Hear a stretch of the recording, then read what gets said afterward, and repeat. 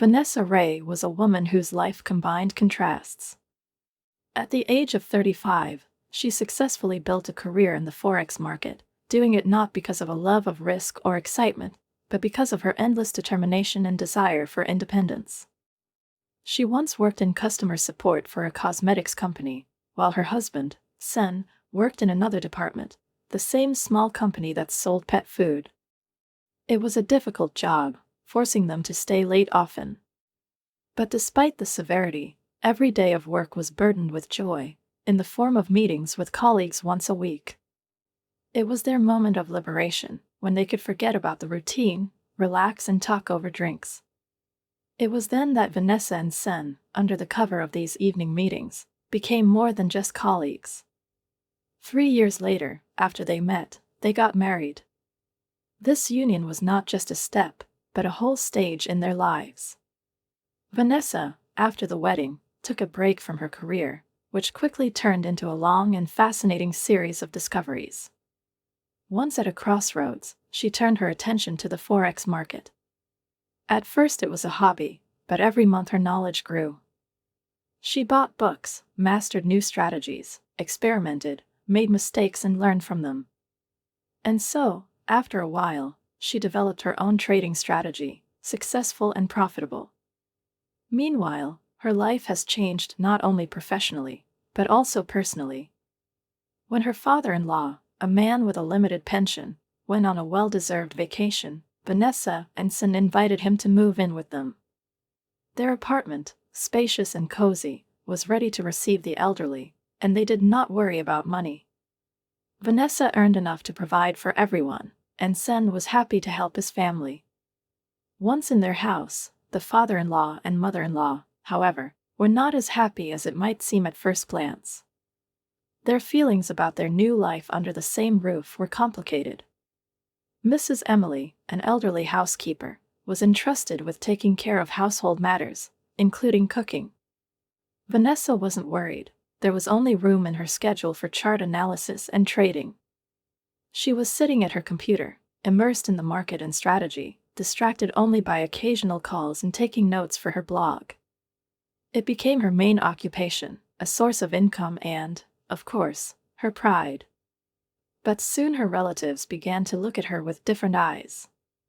A few months of living under the same roof with Vanessa and Sen gave them time to evaluate everything more closely. They began to complain, "You're always at home, but you don't do anything," said the mother-in-law. Her voice sounded with a note of discontent.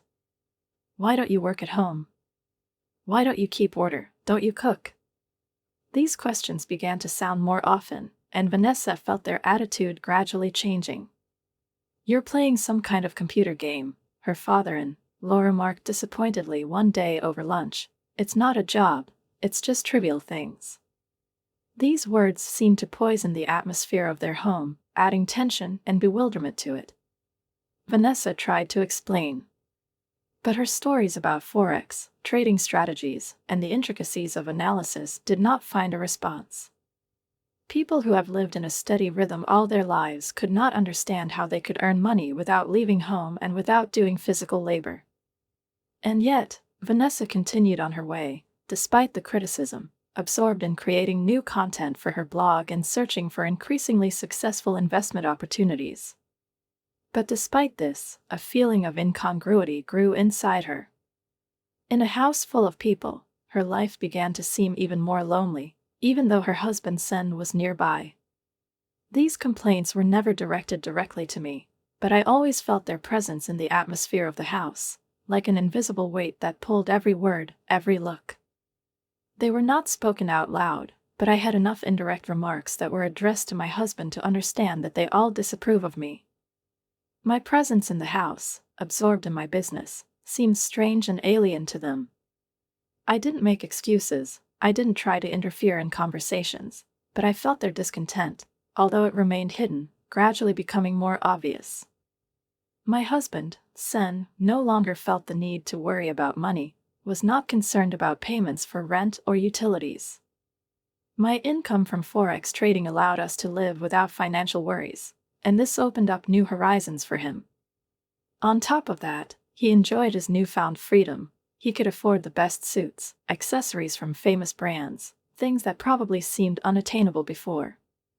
The freedom to spend money without thinking about tomorrow was his comfort, his joy, and he became a true fan of fashion.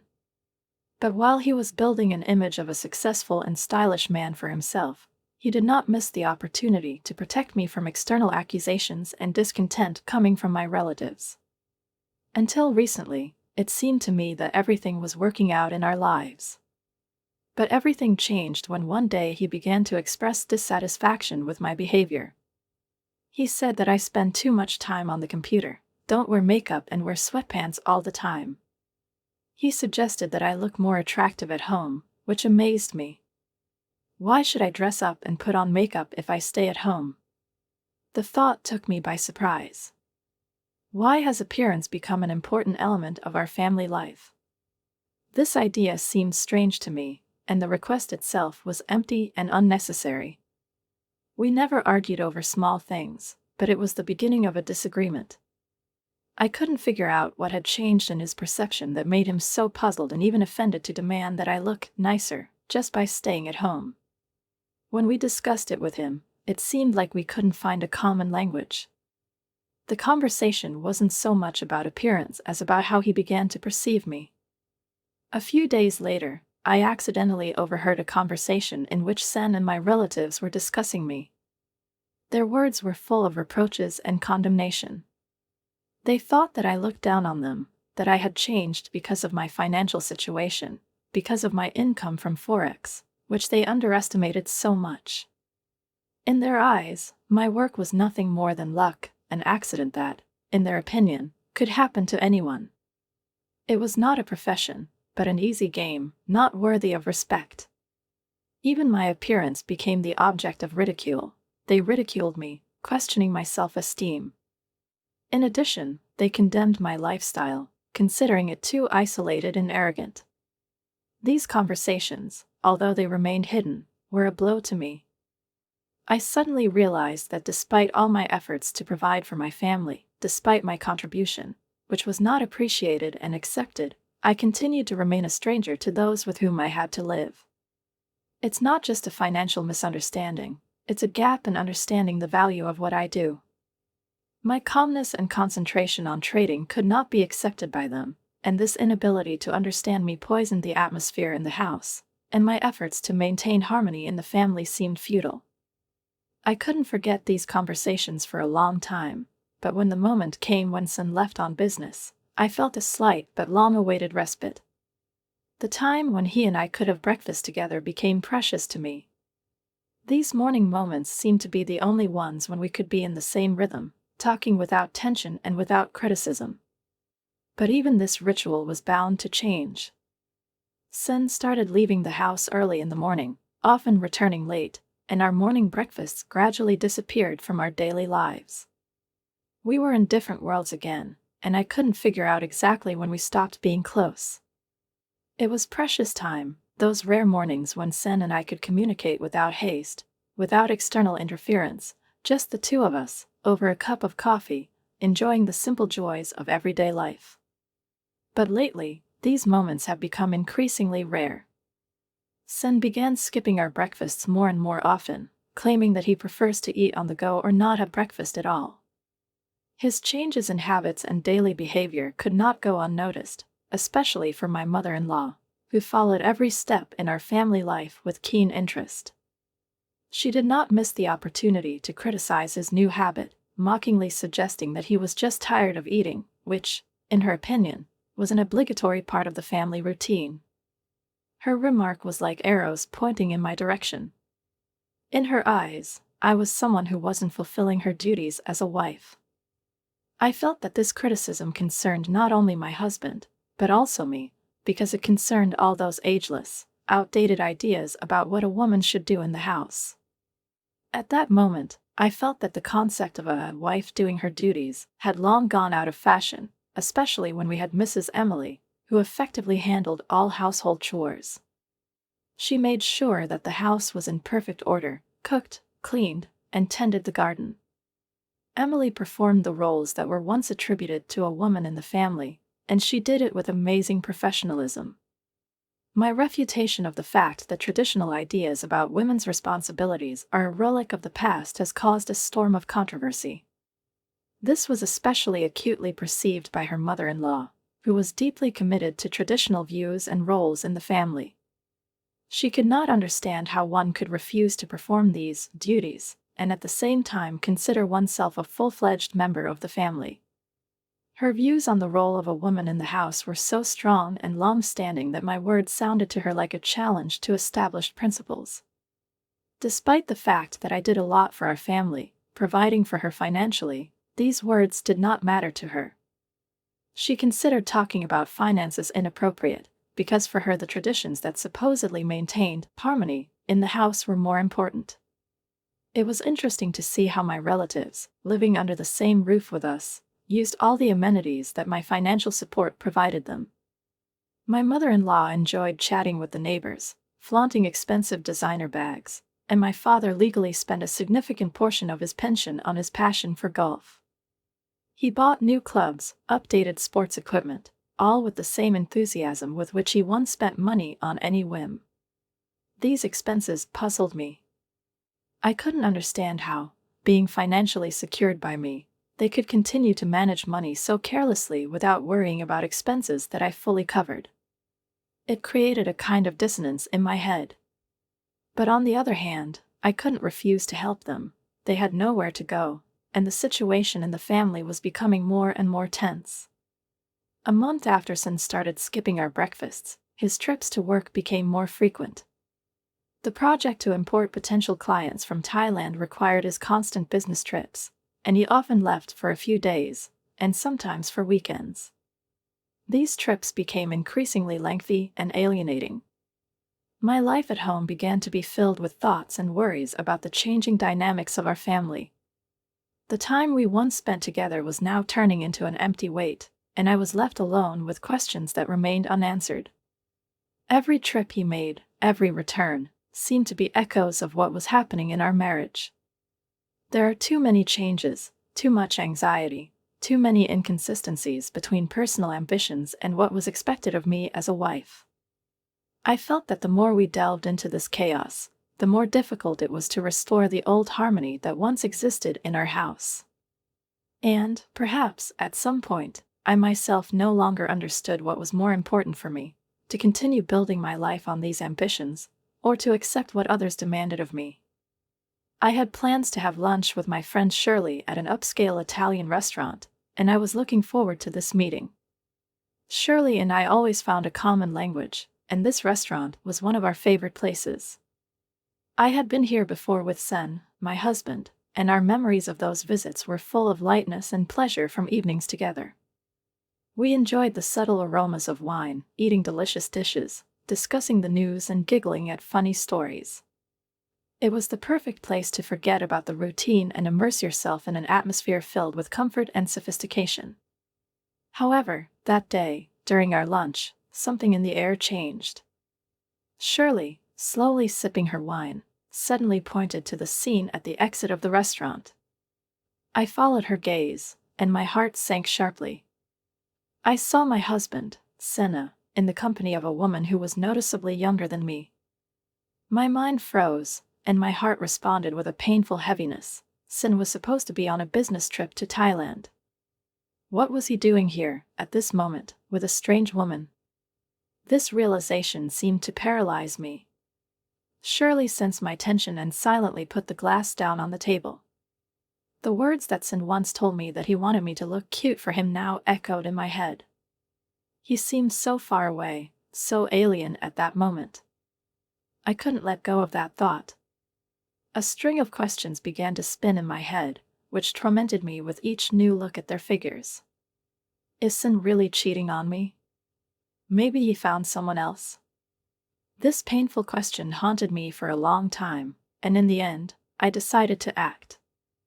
I hired a private investigator to find out what's really going on. I had to know the truth, no matter how bitter it was. I couldn't afford to live in ignorance, letting doubts destroy everything that I once thought was unchangeable. Meanwhile, at home, other alarming changes were not long in coming either. I noticed that the number of parcels that arrive at my mother-in-law's address has increased significantly. She was constantly ordering something, and I couldn't help but notice how often she now communicated with couriers and postmen. When I asked her what exactly she was ordering, she replied with unexpected defensive aggression, as if my questions were about personal space. She even asked if she needed my permission to buy these things. When I started to wonder what exactly she was buying, it turned out that she was interested in online shopping, especially designer bags and accessories. She was completely engrossed in this activity. However, her excitement about some purchases seemed to me somewhat erroneous. The fact is that her suspicions about the low price of these goods began to be justified. She bought several bags at a suspiciously bargain price, and as it turned out, they were fakes. My concerns about online shopping, especially those that seem too good to be true, have not been heeded.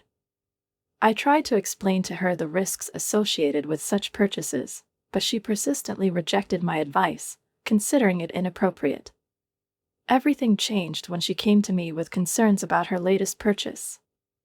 She had purchased bags that she now suspected could be fakes. The price she paid and the terms of the deal seemed too good to be true, and I already knew from my own experience that such profitable offers often end in disappointment. When I carefully examined these bags, all my fears were confirmed. The bags really turned out to be fakes. She spent $3,000 on these fakes, transferring the money through a bank transfer on a site that looked legitimate enough. However, it was impossible to contact the seller. The phone number was disconnected, and no one answered emails. I recommended that she try to return the product, but it seemed impossible. My words that such transactions can be dangerous were ignored.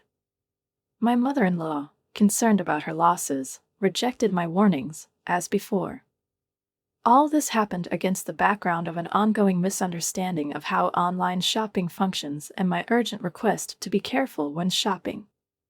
After a peaceful Sunday dinner, when the whole family gathered at the table, I decided that maybe I could forget about the worries associated with the detective and internet scammers for a while. But the next day, I was again overtaken by interference from my family. My father-in-law, who recently returned from playing golf with old friends, expressed his doubts about my work in Forex. He and his friends, confident in their rightness, called Forex trading a fraud, a deception filled with lies and illusions. I tried to explain that my work requires serious knowledge and effort, but my words were taken as excuses. This conversation only highlighted the growing tension that I already felt within the family, and once again showed how difficult it was for me to find a common language with those who did not know what I was really doing. The promises of easy money that the world is full of seemed to my father-in-law the only explanation for my success. His confrontation with me was based on misinformation and guesswork, not real facts. He assumed that since I was trading Forex, I might be involved in fraudulent schemes. These accusations, innocently wrapped in doubts and assumptions, deeply hurt me. I tried to explain that my activities were completely legitimate, that my knowledge and hard work made possible the level of income that we had now. But my words didn't resonate. My father-in-law claimed that my progress seemed to him too good to be true. He contrasted my work with his business efforts, which he considered more real and legitimate. He talked about hard work as the only decent way to success, implying that my work at the computer is not work, but rather a clever trick.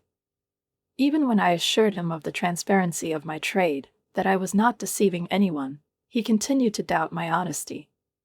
His words sounded like poison. He suggested that without my income we would not be able to cope with our expenses, although he confidently stated that he would be able to cover at least the rent. This discussion only highlighted the gap between us, the lack of understanding and recognition of the contribution I had made to our family life. My patience and desire to find a common language with my relatives turned out to be useless. They saw in me only an outsider whose achievements were incomprehensible to them. The next day, my heart sank even more when I received the results of the private investigator's investigation. He confirmed what I was most afraid of. Sen had indeed had an affair with a younger woman, a work colleague. I've never met her. she joined the company after I left. This betrayal was a blow to me, but at the same time, clarity. While I was trying to cope with the bitterness of betrayal, the situation at home continued to escalate. That evening, when the cleaning service finished its work and left the house, my mother-in-law unexpectedly issued an ultimatum. There was icy contempt in her voice, and her words were filled with condemnation. Together with son and father-in-law, they collectively expressed their dissatisfaction with me. They questioned the morality of my income, criticized my personality, and finally demanded that I leave home. Their confidence that they could live without my financial support, which they now considered spoiled, surprised me. It was a direct repudiation of my contribution to their comfort and well-being. This confrontation was the last straw. At that moment, I realized that I was on the threshold of a new stage in my life. The realization that my husband, who is on the sidelines, no longer represents any emotional connection between us, was liberating. I finally realized that I didn't have to take care of people who didn't appreciate either my work or my presence. That evening, I packed my things. The suitcase seemed light despite its contents. With every step I took, I felt a weight lifting off my shoulders. I booked a hotel room, which became my first refuge. It was a new beginning. For the first time in a long time, I felt free.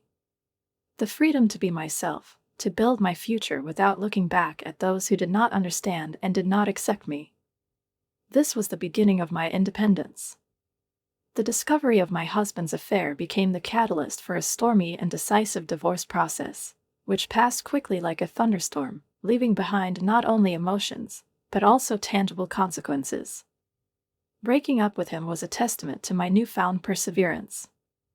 I took a step forward, leaving behind all those years that turned out to be filled with lies and illusions. I was assigned alimony, and I felt like the heavy stone that was healing my chest was gradually starting to subside. This financial compensation package was not just a confirmation of my rightness, but also part of my release. I found solace in a small one-bedroom apartment, this ideal shelter, which was the beginning of a new life. The space was small but cozy, and every object in the interior seemed to give me a feeling of independence.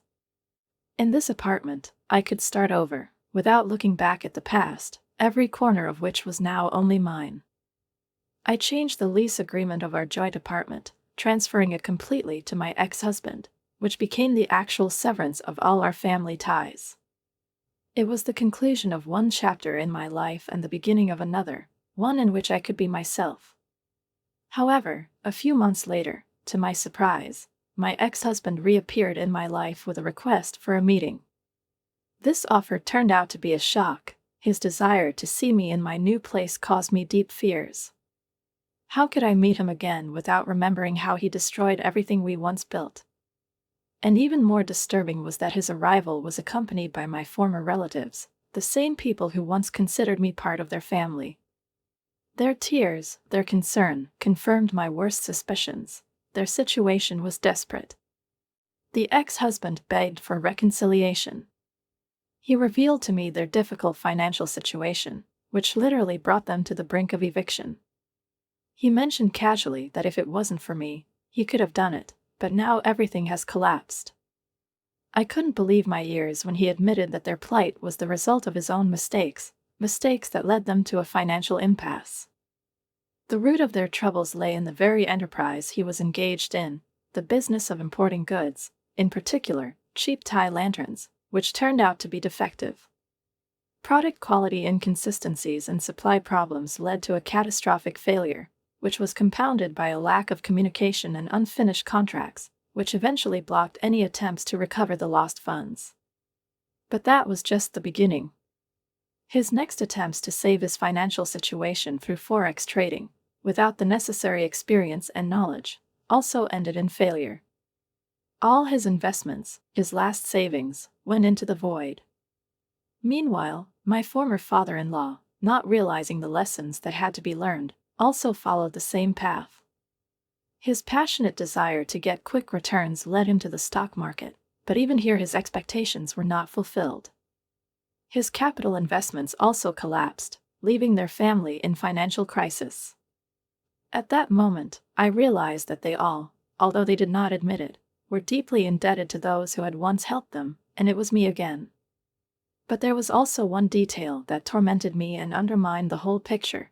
Where is my ex-husband's younger companion? Where was the woman he betrayed me for, the one I knew he was building his new dreams with? I couldn't get rid of the thought that she had something to do with his fall, that this ironic situation also concerned her. Perhaps she suffered even more than everyone else from their unpredictable decisions. And in this context, my feelings for him began to change. Instead of pain, I began to feel detachment, even a kind of emptiness. They were all part of the same absurd performance, where everyone played their part, but in the end they all ended up at the bottom. Grace, who once realized the harsh lessons of responsibility, felt the bitterness that both her actions and her own lack of discretion had led to her downfall. At that moment, I realized how hard it was to realize that all their troubles were the result of their own decisions. The rejection of stability, the rejection of planning, that's what brought them to where they are. And this lesson was painful. I couldn't change their ways, but I could stand firm in my decision to move on. He admitted that he had lost touch with his younger girlfriend, explaining that she had no temptation to stay with someone who, like him, was at the bottom, who lost his job and found himself in a desperate situation. He spoke with such bitterness that I could hardly believe his words, as if his whole world had collapsed in an instant. There was not only pain in his voice, but also humility, as if he himself realized his inability to keep those who were once there. In a desperate attempt to atone for his guilt, he turned to me, saying that I was the one he really needed, and that the only way back was to restore our bond. He suggested that I not only return, but also offer to restore our family life, as if nothing had happened. It sounded like an inappropriate and unrealistic suggestion. I heard him beg, how his words tried to cover up the void that had formed between us over the years. He wasn't the only one trying to establish a connection. His family also joined in the rush. They echoed his feelings, apologized for their past misconceptions and the unfair accusations they had made against me, especially regarding my activities in the Forex market. I felt their words were full of remorse, but deep down I knew that their regrets could not erase the wounds they had left. They hoped for forgiveness, for a second chance, for the restoration of our united family unit. But I was resolute in my refusal. My heart couldn't believe their changes. They promised that everything would be different, that my ex-husband would be faithful and would not betray me again. However, I knew that these words were empty, that their promises would not be able to restore to me the trust that I had so desperately lost. I made it clear that any further insistence on their part would force me to contact the police. My calmness was not ostentatious. I felt something painfully familiar in their requests, the same manipulation that had been part of their behavior all this time.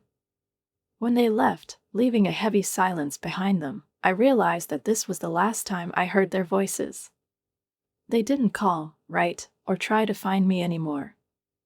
I finally severed all ties with those who were part of my past, but something in my soul still remained an echo, a feeling of relief and emptiness at the same time. Alone, having become independent, I continued to move forward, rebuilding my life and achieving success, which seemed to me now even sweeter than ever. But loneliness, that inevitable shadow, sometimes reminded me of myself. There were times when it was too quiet in an empty apartment, and there was more pain than joy in being alone. I was looking for friends, looking for communication, hoping for something more. Then I thought of Shirley, my old friend, who always supported me. She invited me to meet someone new.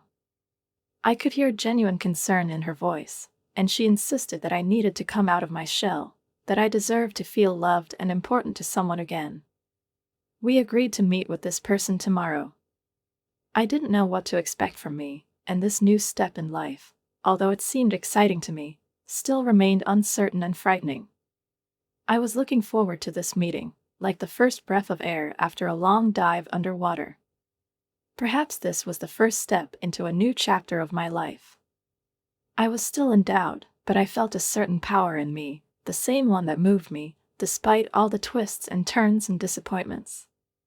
And although I did not yet know what the future might bring, I looked forward with hope, believing that perhaps new meetings, new emotions, new beginnings were waiting for me ahead.